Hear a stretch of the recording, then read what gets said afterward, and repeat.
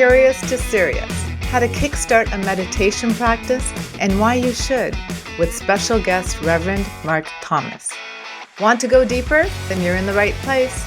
Welcome to A Deeper Podcast. I'm Dr. Monica Vermani. I'm a clinical psychologist and your host. We'll be going deeper and exploring the mental health issues, challenges, and trends that matter to you. Today, we're going to do a deep dive into how to start and kickstart a meditation practice, and why you should, with our special guest and one of my mentors, Reverend Mark Thomas. I'm thrilled to welcome Reverend Mark Thomas to our amazing first episode of A Deeper Podcast. We'll be talking about everything from the benefits of meditation, the meditation and mental health connection, and how to cut through those overwhelming messages about what meditation is and the ripple effect of meditation on both our inner and outer worlds. Mark's passionate desire for spiritual development has brought him to study Vedic, Buddhist, and mystical Christian teachings with a variety of scholars and writers from around the world. A lifelong meditator and meditation teacher, Mark continues to teach advanced meditation practices and guide thousands of students interested in establishing a meditation practice. Welcome, Mark, my mentor, my guru, and a dear friend. It is beautiful and it's an honor to have you here. Thank you, Monica. I feel mutual with you too. We go back a few years together here and working together, and I'm very glad to be on your podcast with you today. Thank you so much. So let's start off with the beginning. How did you come to starting a meditation practice? Well, when I finished my university studies at the University of Illinois, I took a job in Western New York as a director of an outdoor education center, and one of the professors from the college that the property was a part of asked me if I was interested in learning transcendental meditation, TM, taught by Maharishi Mahesh Yogi. And that there was a teacher at the college that was doing a course in that, and would I be interested? I said, sure. So I signed up and I took the course. And I would say that initiation into TM was one of the most life-changing experiences I've had as I look back on it. At the moment, it was significant, but it's become more significant as time has gone on. Because if I were to say the one thing that has really created the biggest shift in my life in terms of growth, in terms of healing, in terms of just opening the ways in life, it has to be that experience of learning to meditate. I love it. So TM, transcendental meditation was your introduction to meditation, and it's just one form of meditation. The two of us both know that there's so many other forms of meditation. Can you briefly talk a little bit about other forms of meditation so people understand that there's more than one form out there? God, how many people on the planet? A billion or so? There's probably as many ways to meditate as there are people on the planet. So to answer your question, yeah, there's just it's an infinite variety of ways to meditate. And I think back to your opening statement, people have to figure out the pathway to meditation and through meditation that works best for them. I don't believe there's any a way or the way. There's just many ways to meditation.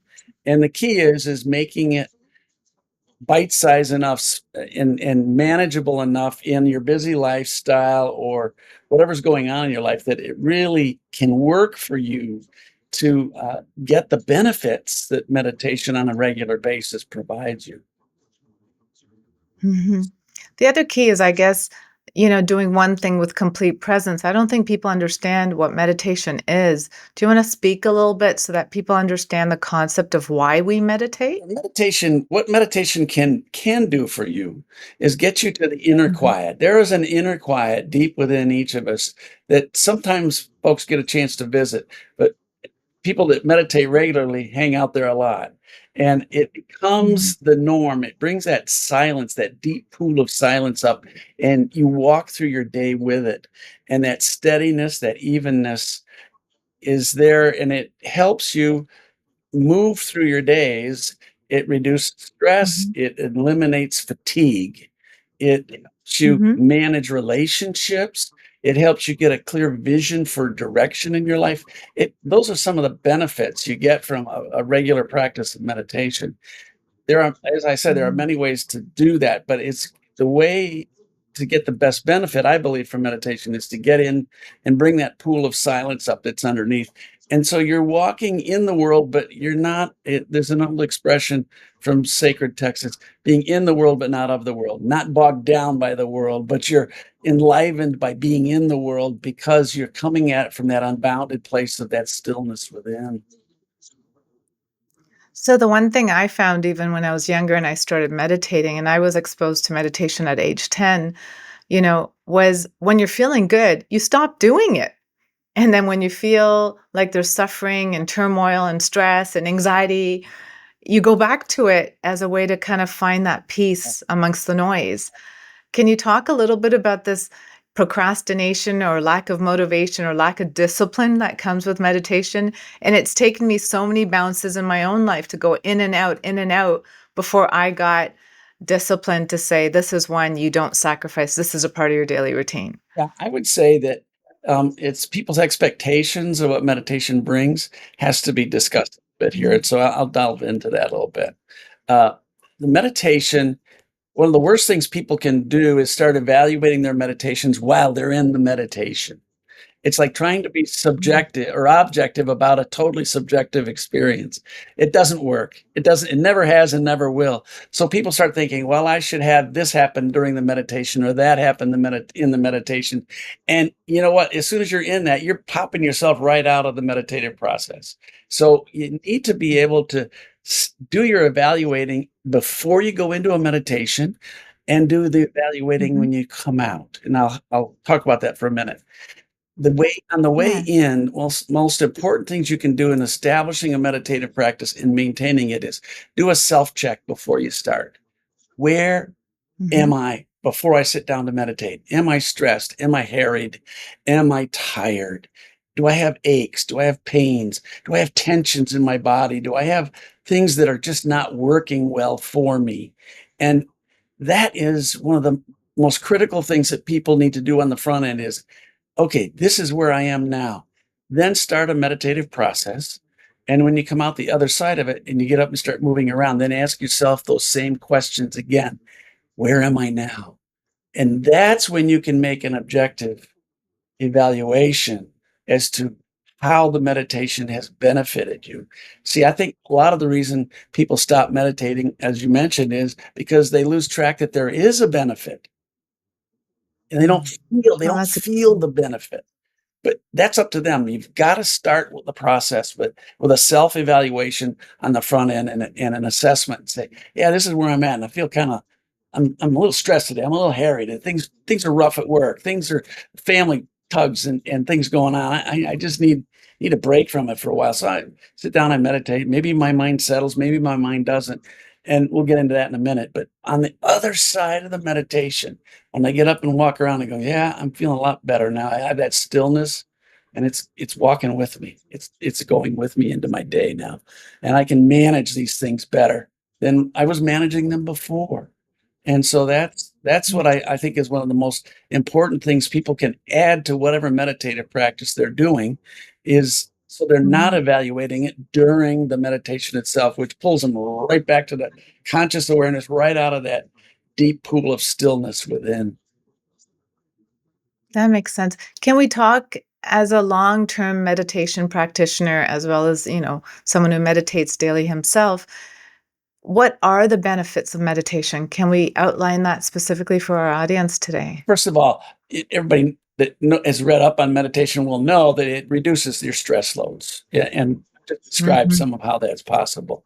It eliminates fatigue. One of the things that Maharishi Mahesh Yogi used to talk about a long time ago when I was taking courses in TM was that fatigue he called the greatest barrier to enlightenment or the spiritual development of the human being, and especially here in the West. Because what we do is we get tired, we get weary, and we just push through. We use caffeine, you know, energy drinks, coffee, tea, sugar, chocolate, one of my personal favorites, whatever, to get through to the other side of that fatigue so you can just keep pushing and go, get a second wind.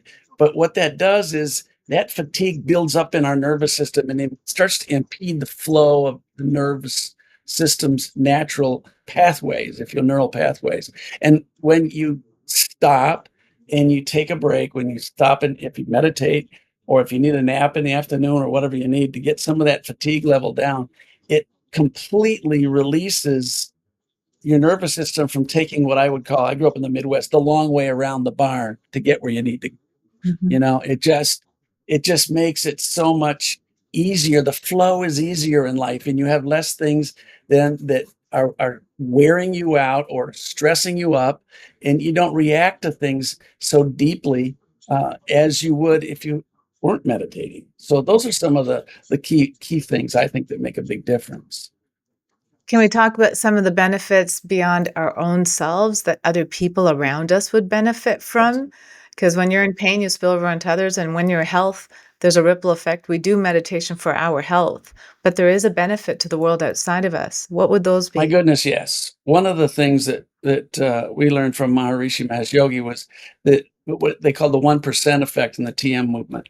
And my own experience is it really is so. It was based on the research or the theoretical uh, physics of Albert Einstein back way back in the early 1900s. And that was if you take what they do is if you take a state that in you a container, let's say, I'm going to describe it in a metaphorical sense. If you take a container and you pull everything out, particles, energy, waves, everything out, you have a vacuum state. That's what they would call it. And if you interject into that space some particles that would start moving in what we would call a random pattern or movement, if you interject order to 1% of the movement in that closed system, the entire system will move into that order. That's a Mm. profound piece of information. And so Maharishi started these projects where they would send in TM teachers into communities, and they before they went in, they would do sociological studies to see what the the death rates were, the hospitalization rates, truancy rates in school, various crime statistics as well. They would get the norm, the baseline, and then what they would do is they would send in teams of meditators, get 1% of the population in that area meditating, and then they would do the studies again, right? And they had dramatic results, reductions in hospital admissions. They had reduction in crime rates, truancy rates at schools dropped way down. Uh, you name it, all kinds of really positive indicators were there. And as soon as they pulled out of town and the folks drifted away from the meditating, those indicators went right back to where they were before. So that's a clear indication too. Why would you stop doing something that's good for you, whether on an individual Mhm. level or on a communal level? And so those are some of the reasons why I found over time was yes, when we meditate, it has an effect on the larger community, our families first, and the people that are our close associates, but it's also on our families and our neighborhoods, our communities, and our world ultimately. So let's talk a little bit about also the nitty-gritty, exploring how meditation helps us connect to our authentic selves. Can you speak a little bit about our authentic selves and what we're really living on a day-to-day basis on that hamster on the wheel? What's not authentic about ourselves that we need to connect to that authenticity? I think that one of the most important things in the world in which we live today that is problematic for everybody, it's tied in electronically, okay? And that Mm. is we are living in what I call a secondary reality. Everything that we get electronically, pretty much, including our conversation right now, is all secondary experience. It's it's Mhm. our lives, what we have to share, but it's also not the viewer of this podcast experience. They have to have their own experience of just like you, Monica, and I have had our own personal experiences of spiritual experiences, let's put it that way, and they vary. They're all over the place. So people need primary spiritual experience, and out of primary spiritual experience and primary living experience, in other words, what I see with my senses and feel, that's the most legitimate and authentic self you can present to your world, but it's also how you living your life inside yourself. And the more Mm. we are connected to our true self inside and living that, the more we engender that in other people. And I am a huge proponent of people in order. That's why I think meditation is so critical too, is because it's primary Mhm. experience. Nobody can tell you how to do it, how whether it was good or bad, it's all your experience. You make the total evaluation and you make the total commitment or don't to the practice of such. And it makes the difference for you, and you can verify that. Pre-check, Mhm. I like that. pre-check, post-check. It's yours. Nobody can take any of that away from you, and nobody can persuade you Yeah. out of it because you've had that experience. That's authentic reality. That's authentic living, and it builds for authentic relationships if you're with other folks that are living that way. It also builds an authentic relationship with That's yourself. right. That's Yeah. right. It also it And so also let's helps you, and I'm gonna use a word, it helps you develop your crap detectors on the secondary experiences that are being fed to us. tell us a little bit more about that. Well, when you know yourself better and you know your experiences better and you know a larger reality than what's being sold to you, whether it's advertising, politics, persuasion in other forms, whatever it is, there's a part of you that goes, "Ooh, that's just not my reality. That's just not so." And you can see right through it and you don't get sucked into it.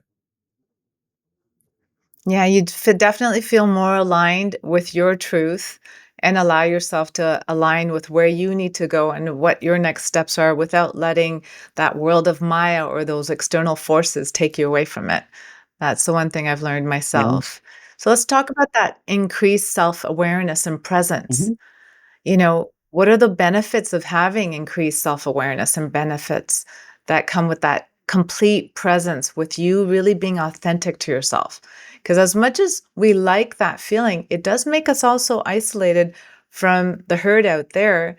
Because, like you said earlier, being silent within amongst the chaos, but we live in that chaos. And so be of the world and not, or be in the world, but not of the world is a saying. Can you tell us a little bit about that? Because a lot of people who do meditate regularly, I do hear existential crises of their own where they're struggling with how do I fit in out there? How do I fit in with my family? I have a different level of, personal peace that they're not experiencing because they're not meditating. And I think that's going to be the case. Let's be real truthful about it. It's like, you're going to have folks that are into those practices and getting the benefit and folks that are not. I think a couple things in my own life that as I've aged now into my 70s, when I was younger, I think the world is even more so now than when I was younger, is very focused on the quantity of things that life experiences can bring. More, more, more. Experience this, experience that, have this, do this. Materialism on speed, if you will, right? And so a lot of the folks that are our friends and family are wrapped up in that squirrel cage, if you will. And Yeah. I think the more that we do things that allow us to settle into our true self, our quiet self, what ends up happening is you will see those relationships shift. In some ways, other folks who are of a like mind of yourself will start to enter into orbit with you, if you will. They'll start showing up in your life, or other folks who are in your life will go, I don't know what I've got. I know what I've got going on, but I like what you got going on better because you're doing something that's different because you don't seem to get rattled or pushed like you used to be. And so what are you doing that's different? And maybe I could get some of that too. So yeah, I've had that happen a lot. And so over time, since I meditated so long, I think I find is what gravitates to us is other folks who have an interest in the same thing.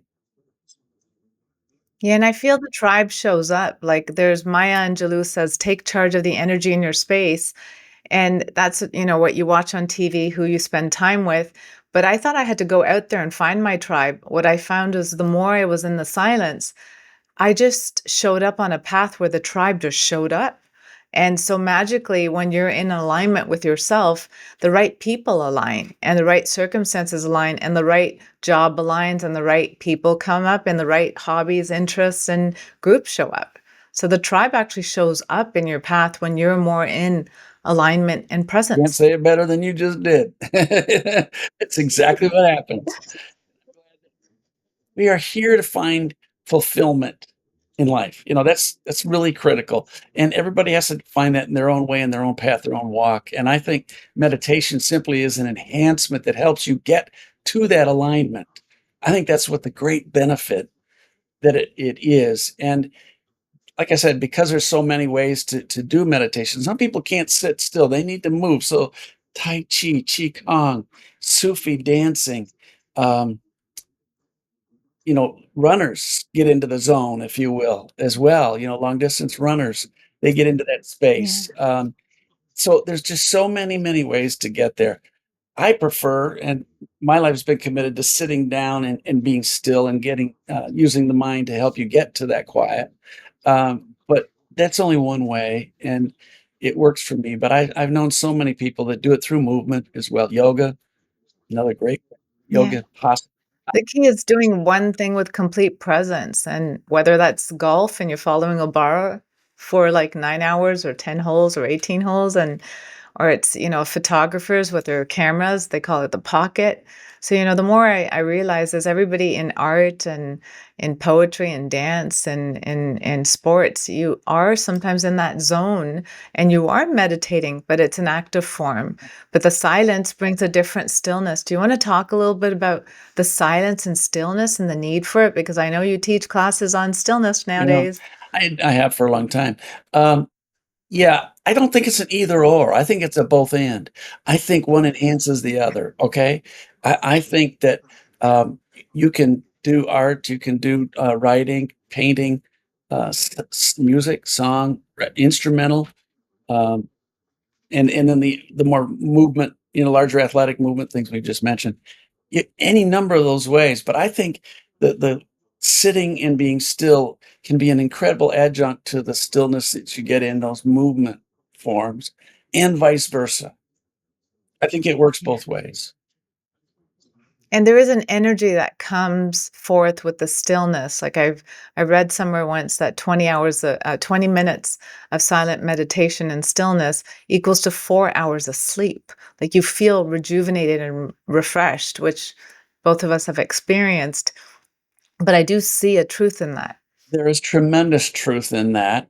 There's research that's been done over time that when you get into those brainwave states, the theta and the delta wave states that you go into in meditation, once you get into a regular practice of it, you drop right in there. Um, those are Mhm. healing states for the body and the mind.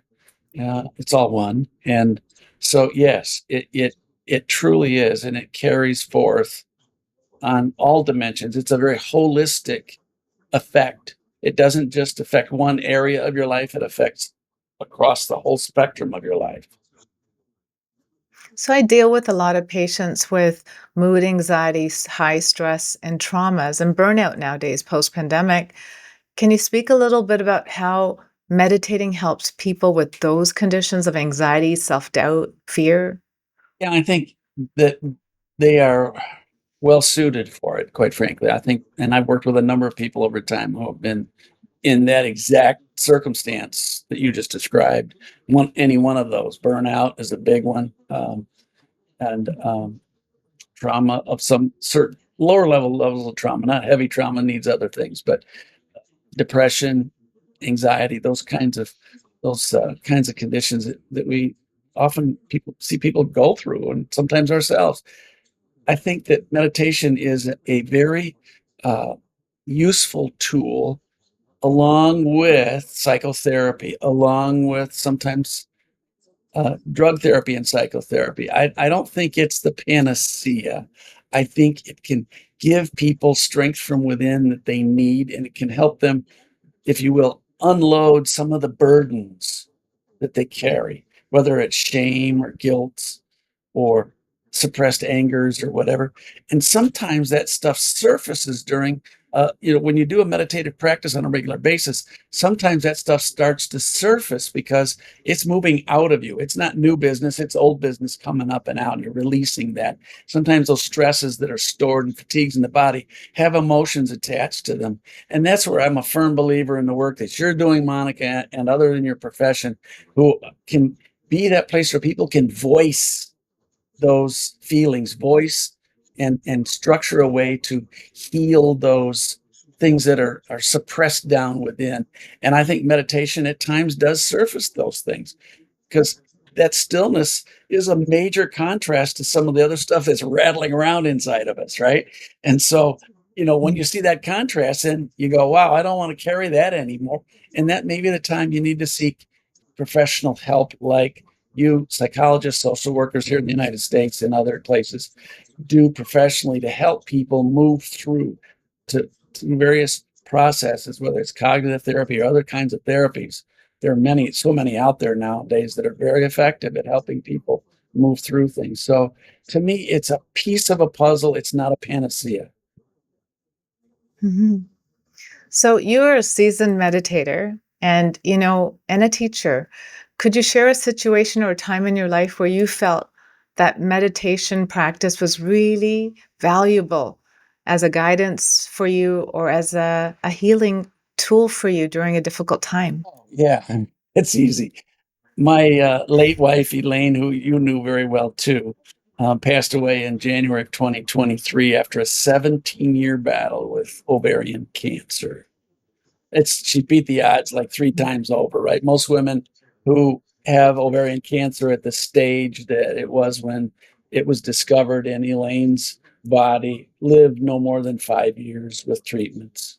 And she was just an amazing light, a strong, strong woman who decided that she wasn't going to lay down and die. She was going to keep working this from all angles, and she worked at it from the medical way, complementary medicine, spiritual healing, meditation, uh, you know, therapy with some very good friends and folks, and she toughed it out through that entire walk. And finally, her body wore out. There just wasn't anything left to fight.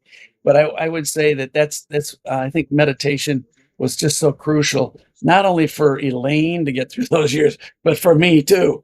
I needed that meditation to stay balanced, to stay centered. While that she was going through that, I was both an elected official for part of that time, and then the rest of that time I was an administrator, high level administrator running state park facilities over. I had 40 facilities I was running over 11 Western New York. 11 Western New York counties for the state of New York, including that little known one called Niagara Falls, which pulls in more visitors a year than most national parks do. Um, it that was a big job. It was a huge job, and I had all of that going on, plus making sure that my lovely wife was taken care of as well, and that she was supported in what she was in her work and what she was doing. So if I would tell you, Monica, if I didn't have a meditation practice on a daily basis, I don't think I could have gotten through those years. I really don't. I Yeah. just don't know how that would have been possible without it. Yeah. And I've been blessed to be ordained by Elaine Thomas. And I have to admit, learning from her meditation practices, how to implement them, how to also not give up and fight the fight, is probably one reason why my own father worked through his cancer for many, many years, meditating and learning how to stay in the stillness. There's a lot of healing and a lot of faith that gets built up over the fears and the anxieties that we sometimes fuel with the stories of illness.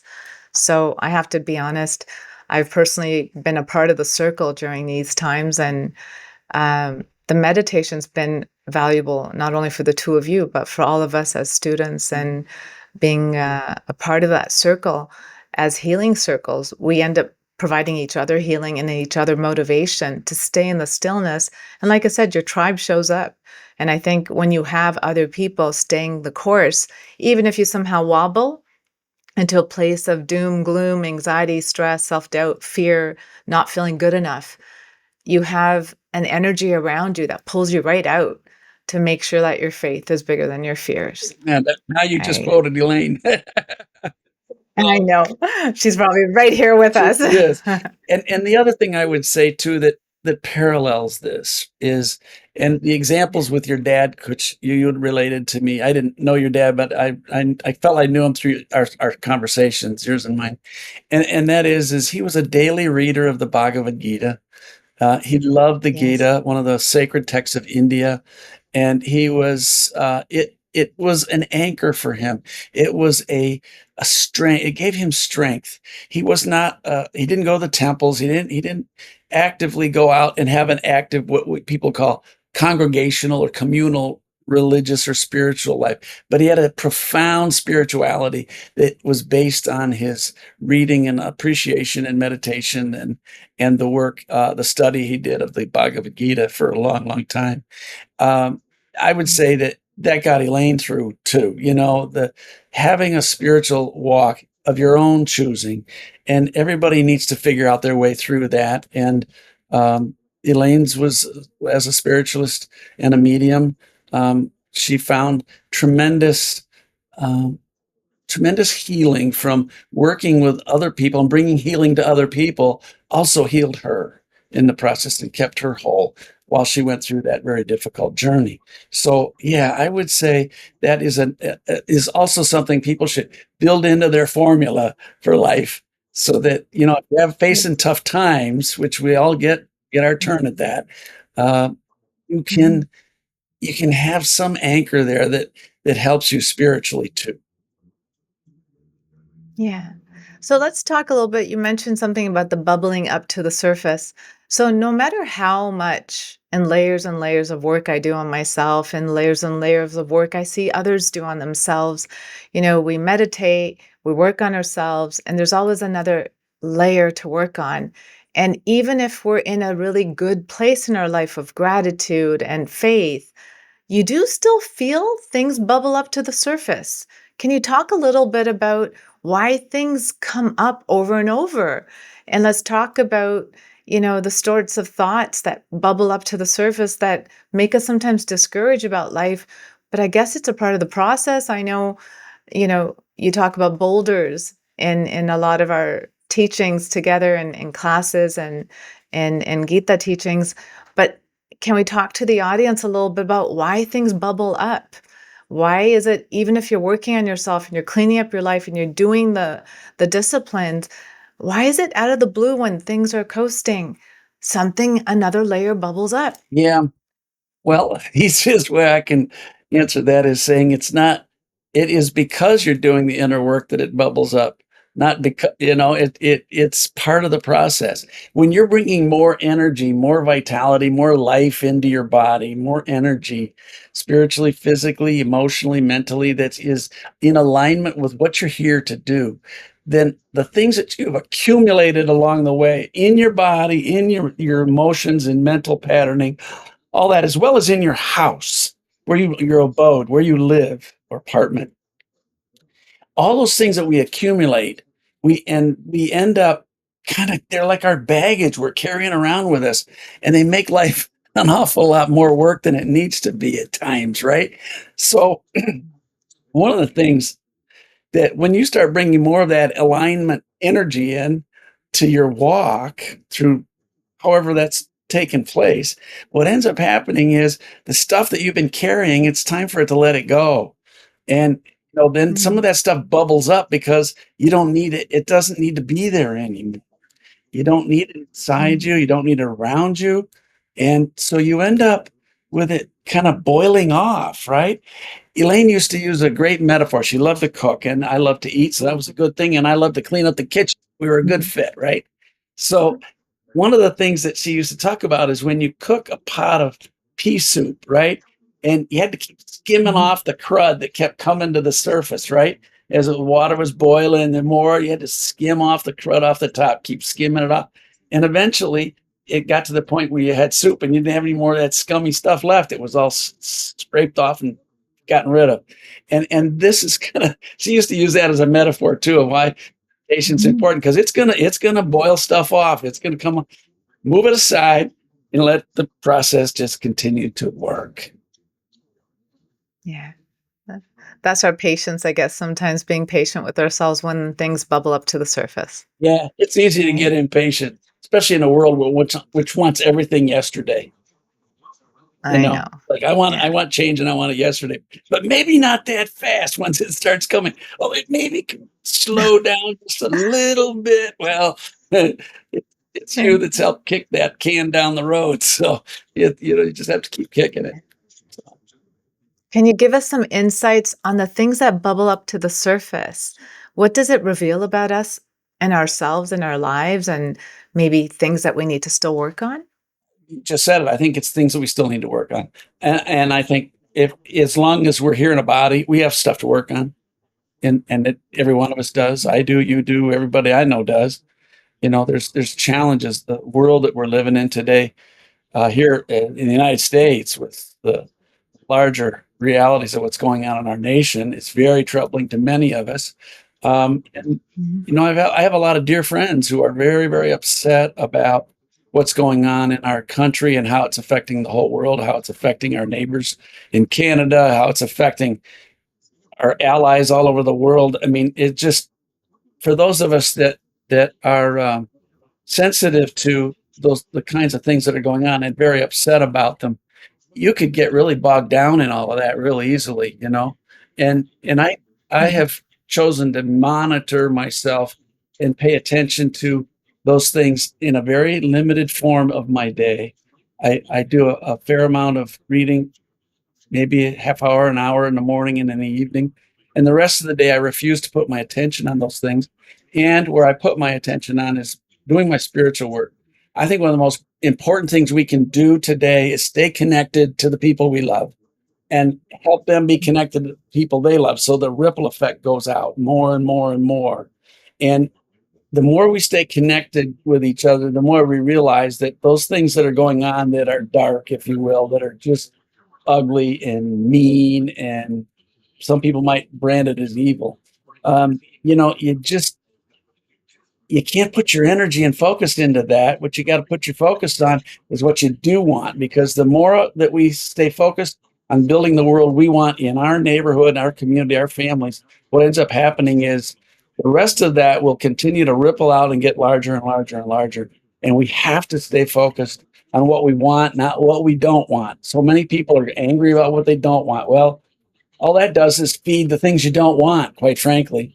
And it takes you down, takes your vital energy down, and it allows you to get just bogged down in the exact thing, fears and anger and rage that the folks that are perpetrating a lot of this would love to have you do. So to me, it's an active rebellion of stillness, of connection to other people, of loving and compassionate behavior. And, we've got an incredible food pantry that we started in our community because there's so many people that are struggling with food insecurity right now in our community. And every month we're getting a couple tons of food coming in. We've done food drives now in the community a couple times a year, and the community is stepping up and bringing food in on a big level, and we're feeding an awful lot of people through that food pantry that were in real trouble, and there weren't other places for them to go. That's just one little corner of my reality that I'm involved with, but it makes a difference. Mhm. And people say, well, it makes a difference to those people. It does, you know and Mhm. the more other people are focused on being helpful and being a part of solving a problem with other people, the more that we all benefit from that. And I think that's where meditation can be the tool that allows you to stay still and focused and not get wrapped up in the larger macro ugliness that's going on, being generated, quite frankly, out of here, out of the United States right now. Yeah. And there's an intrinsic level of peace and joy that comes from helping others, because it is do unto others as you want done to you. If you were in that place of disadvantage, it'd be nice for somebody to be there for you. Yeah. And people need a Can lot you right now. Yeah. Can you it's such a busy, frantic world we live in, and now with the winter season coming, we find the days get shorter and people even feel more bogged down a little bit with seasonal affective disorder and other things that come with the winter, with the Christmas giving and the pressures to, be out and about, and you just feel more tired during the season where animals hibernate. We don't always give ourselves permission to rest. Yeah. So in this busy go, go, go world, what is a way that somebody who's interested in meditation can slow down and integrate it into their busy Well, life? I think that's when we need it most, is when we feel like we're most drained. And so I would suggest, if you're feeling that way, get to a place where you can learn to meditate. You can get a class where somebody's teaching it. It could be a yoga class. Go to where you feel drawn. It could be a Tai Chi or a Qigong uh, class where people are teaching, how to do those. Basically, they're Asian methods, but they work well for everybody in the world.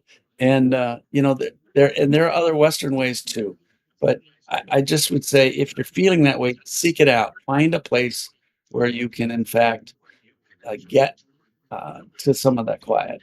And there are places I know in Toronto, in the Toronto metro area, Yeah. is a lot, and you will probably have connections there that are significant in that light, in your network of people. So, but I would say that yeah, seek it out. It's out there, and if it doesn't, if you try a method and it doesn't feel right to you, don't just throw the baby out with the bathwater. Try another one. Try something different.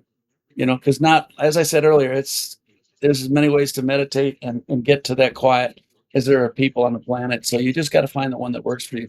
Here's the other thing I would like to talk about a little bit is people sometimes start meditating and they're all excited, right?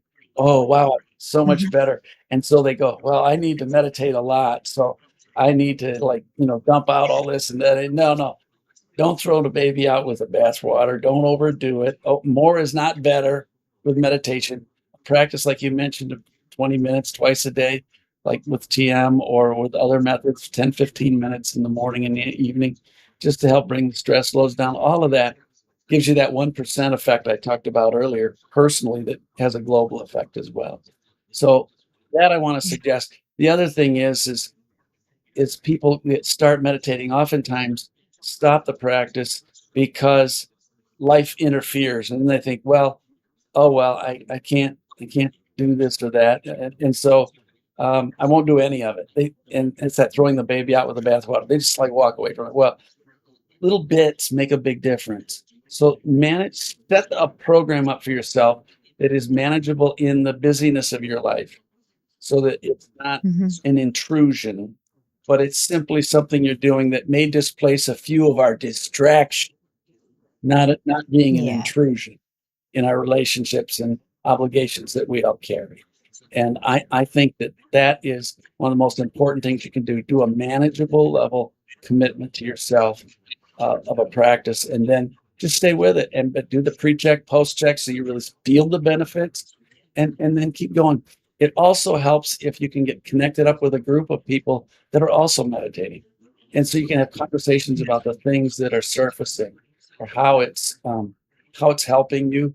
Talk about it a little bit. Sometimes people need to verbalize it, as you know. You need to be able to share it with other people, or maybe even just one other person. But um, There's a beautiful energy with the collective meditation. We do it with 100 monkeys together, and yeah, it's fascinating that when we're together at the same time, just in silence, on a Zoom call where nobody's talking and you're just connected, you feel an elevation of energy. You come out of that with so much more renew and replenishment. And it is the collective energy of people around the world meditating at the same time, sending energy to themselves, which there's a ripple effect. When you're in health, you're spilling over onto others. Everything around you, your room feels better. When I go to the same place in my room and I meditate in the same area, it's like I sit down and I drop into that silence so quickly because my body has this muscle memory that this is your place to decompress, get out of your head, and just yeah. be. Find a favorite chair. Find a favorite place in the Mhm, house. Find mhm. just as you said, as soon as you start to move to that, you're halfway there. Yeah. Yeah, it There's is one true. And you know a lot meditation I of did want to uh-huh. talk about is people think, well, I sat down and meditated, but I had thoughts the whole time. They were just random thoughts. Yes. And I go, so I couldn't have been meditating. And I said, I like to tell people again, thoughts are not your foe during a meditation, they're your friend. Because as you slow your body down, you're going to increase your mental Mhm, activity for a while because it's not a separate, you're not a separate entity, mind and body.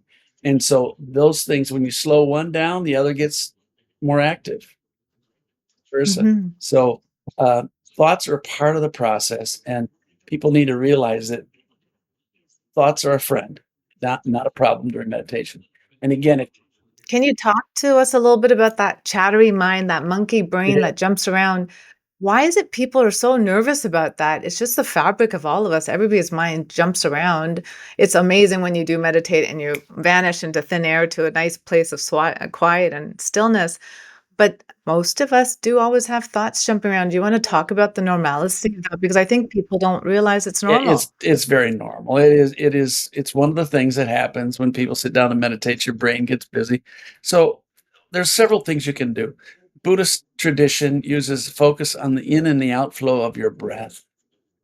So that you pay attention to your breath. So your busy brain's going on. Okay, and as soon as that's happening, give yourself a moment to put your mind somewhere else. Put it on the inflow and the outflow of your breath.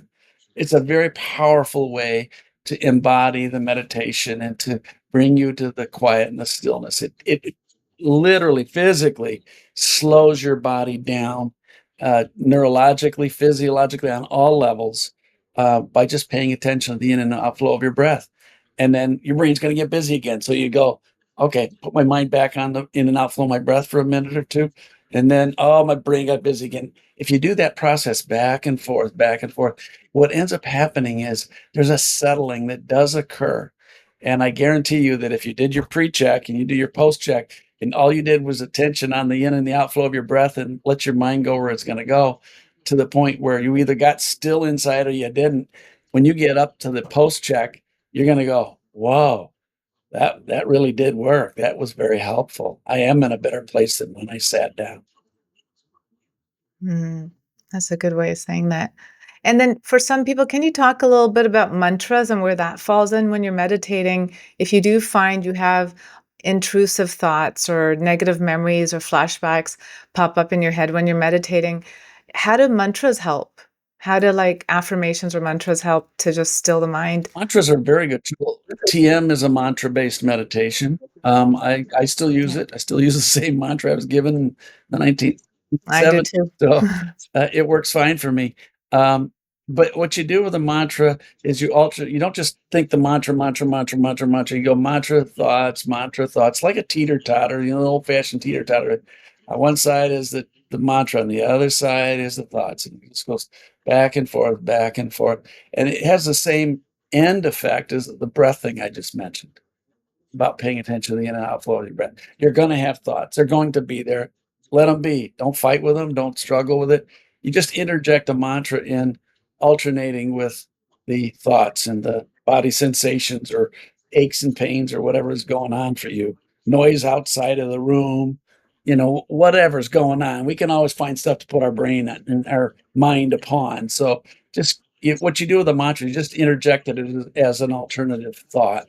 And Mark, for our audience members who don't know what a mantra is, you want to define it and explain mantras, it? it can be any audible sound that you can either do externally, which I don't recommend, but you think a thought inside your mind. It could be as simple as the word one, one, one. It could be a Sanskrit mantra like Om, but it needs to be a simple sound. Something that doesn't Mhm. require a lot of effort or memory consideration, you know? And you just use that and use it as an alternative. If you really would like to, um, really perfect that practice, then I recommend you take some instruction somewhere and get a mantra that would be attuned to you, like TM does or other methodologies do as Mhm. well.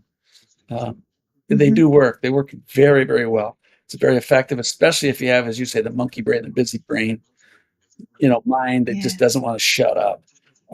But that's also why the Buddhist practice, the breathing one, is so effective because it brings it brings a coordination of the mind and body, and in a flow of the in and the outflow of the breath.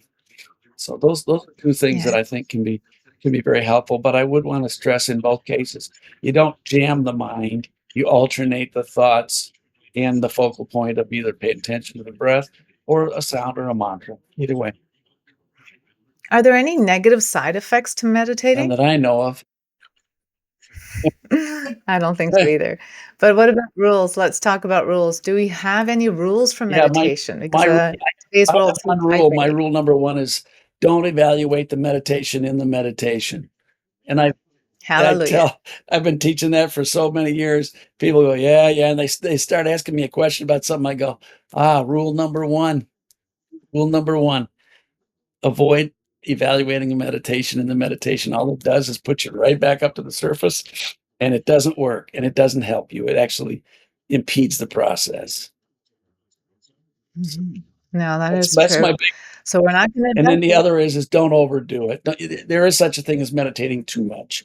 If you're going to go, if you're a householder, you're living in the outer world, family, work, social relationships, out and about in the community, whatever that is, uh, you and if you're in that householder mode of life, then um, you don't need you're meditating, as I mentioned earlier, 10 minutes, 15 minutes, a couple times a day, you're fine. You don't need to do a lot more than that. If you wanna do more than that and you get some instruction in it, that's fine. But on your own, I wouldn't recommend it. Um, but the other side of the coin is there are a lot of folks that live in a monastic or in a cloistered environment. They will meditate a lot more. But again, they're not dealing with all the things, the outer things that the rest of us in the outer world deal with. But they have their own inner stuff. Mhm, And in those cloistered environments, they have guides, teachers, gurus, whatever it is that help them manage the things that are internally kicked up by exceptionally high levels of meditative practice. And so it depends on where you are in your life. But for most people that are householders, what we're talking about is appropriate. mhm. And to wrap up, if there's anybody who wants to move from curious to serious about meditation practice, can you either guide us through a practice or do something to instruct us on the steps that we need to take just to get started? Things, we'll do a pre-check. Where are you right now? Listeners, if you're watching this podcast, um, where is your body right now? Where are you carrying tension? Are you tired? Are you stressed? Do you feel like things are pulling on you a lot? Do you have is your breath even or is it intermittent? Is it steady? Do you have tension in your shoulders, your neck? Do you have pinches or pain somewhere? So let's start that. Just check in for a second with yourself on it. So we'll give them a minute to do that.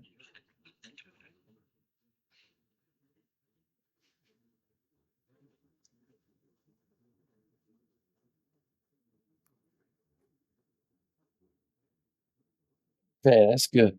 Now, to simply do a little brief meditation here, make this as easy as can. We'll use that Buddhist breath method because I think that'd be fairly universal. One of the things we all have to do is breathe. So it's Mhm. let's let's just close our eyes for a minute and allow yourself to just put your attention on the in and the outflow of your breath. How deep is it? Is it shallow breath or is it intermittent? What's going on?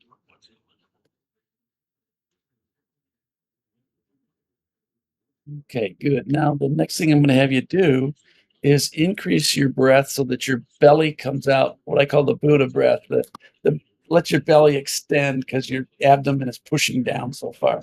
So your really deep lower lobes of your lung are going to fill up with air, real deep, and then with a good long, steady exhale.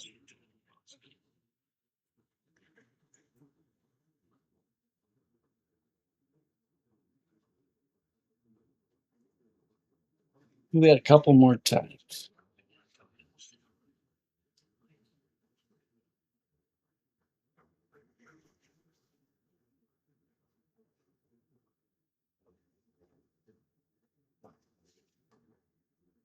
Now, the next breath I want you to do is take that belly breath comes just like it's been doing here now and expand, let the chest, the rib cage expand to the sides, the back, and the front a little bit, just so that the rib cage is expansive versus restricted. So the Buddha belly and the expansive rib cage area of breath. So it's a much deeper breath.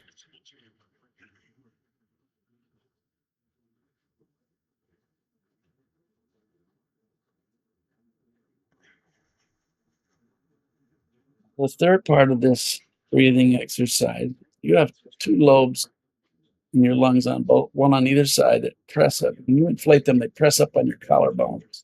So I want you to take the Buddha belly breath, the expanded mid chest breath, and fill those lobes that press up in your collarbones are going to press up and raise up with that breath.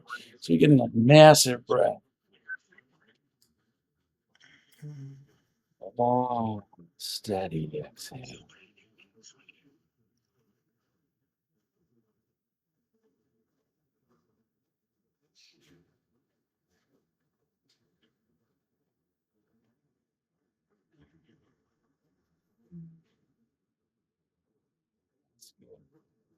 Now, what I would like you to do just for a couple minutes now is let your breath settle into whatever feels like a comfortable rhythm and depth. Might feel different than when we start. It might not. Hmm. All right. Now, just shift your awareness now from the busyness of your mind to the in and the outflow of your breath. Just notice how it, because you just in a regular breathing pattern feel right now. Just being aware of it. How deep is it going? The in breath, and then just allow it to exhale comfortably, easily. Do that several times. If your brain kicks in and start getting busy brain, well, let your thoughts go, but then adjust your mind's awareness back to your breath.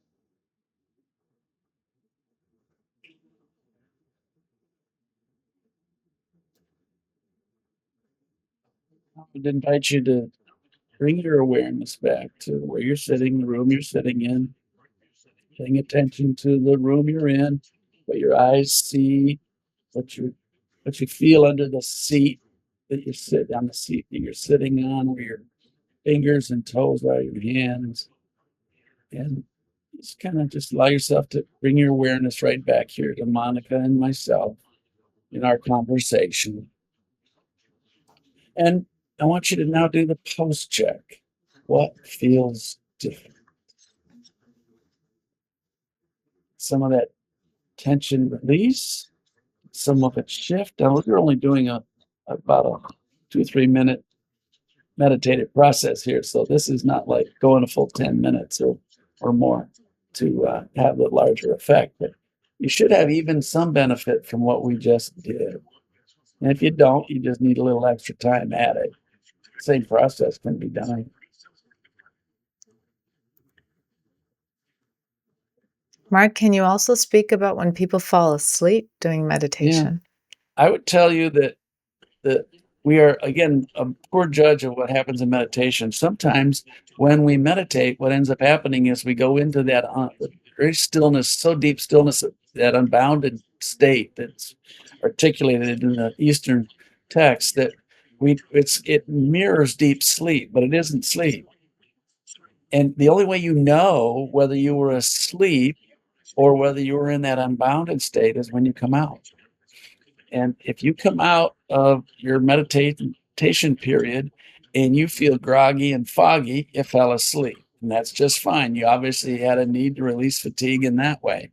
If you come out but you feel restfully alert, then you were in a meditative, unbounded state and that still space. And so that's the only way you really know, because when you're in it, either deep sleep or that unbounded, you have no awareness. You lose all sense of the awareness.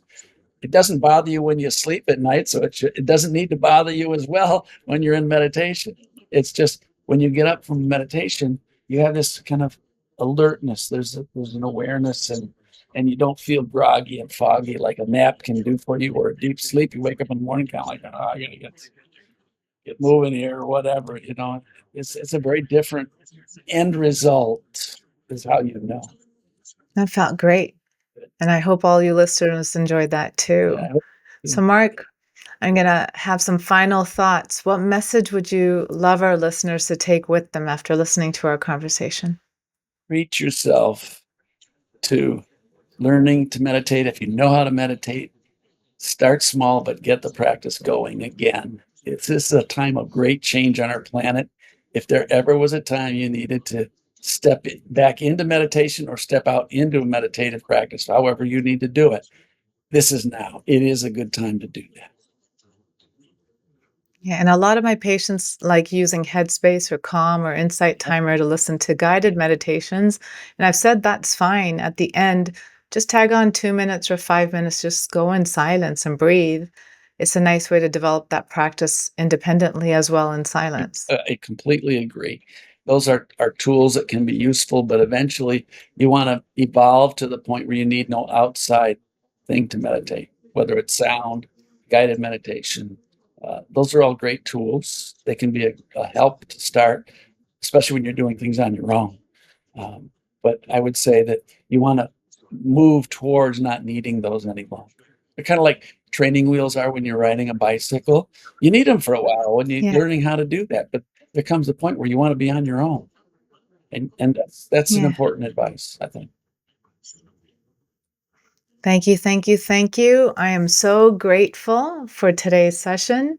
And Mark, it's been a pleasure to have you with us today as my first episode on A Deeper Wellness. There's so much more to talk about, and I do hope you'll come back soon to talk about another topic related to this. But that's a wrap. Thank you for tuning in. Mark, thank you again from the bottom of my heart. The gratitude is incredible in my heart right now. And thank you for that beautiful practice that made us all feel positive as well as calmer. My pleasure. Thank you for having me. That's a wrap. Thanks for tuning in. We're a Deeper podcast. Please like, share, and subscribe and join us for the next one.